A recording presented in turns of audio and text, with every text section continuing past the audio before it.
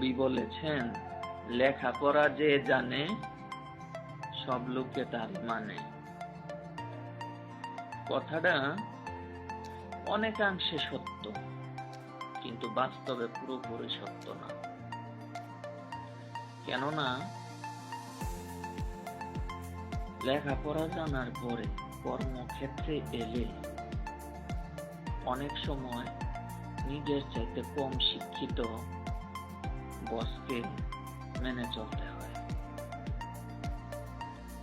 আবার লেখাপড়া জানার পরে দেখা যায় যে অশিক্ষিত সমাজপতি অথবা জনপ্রতিনিধিকে মেনে চলতে হয়।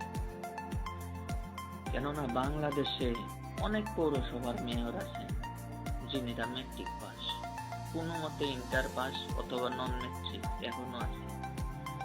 উপজেলার চেয়ারম্যানও এমন আছে যে অল্প শিক্ষিত, খুবই কম শিক্ষিত আছে, বেশি শিক্ষিত আছে। কিন্তু একজন শিক্ষিত মানুষ সামাজিক ভাবে পৌরসভার মেয়রকে তো অবশ্যই মানতে হবে, বেশি না হইলেও কম হইলেও তো মানতে হবে। তেমনি উপজেলার চেয়ারম্যানের ক্ষেত্রেও এটা প্রযোজ্য। প্রশাসনিক কাজে হোক অথবা অন্য কোনো ক্ষেত্রে যেহেতু জনপ্রতিনিধি মানতে তো হবে। আবার এরকমও হয় যে একজন মানুষ খুব লেখাপড়া জানে, কিন্তু তার চেয়েও অনেক বেশি টাকা আছে, সম্পত্তি আছে এমন একজন মানুষের যে অশিক্ষিত, স্কুল কলেজের তেমন কোনো ডিগ্রি নাই, কিন্তু তার টাকা আছে, সম্পত্তি আছে।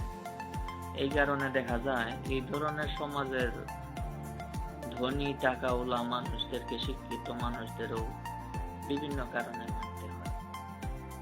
তাই কবি যে বলছেন যে লেখাপড়া যে জানে সব লোকে তারে মানে, এটা পুরোপুরি সত্য না। আংশিক সত্য হইতে পারে, পুরোপুরি সত্য না।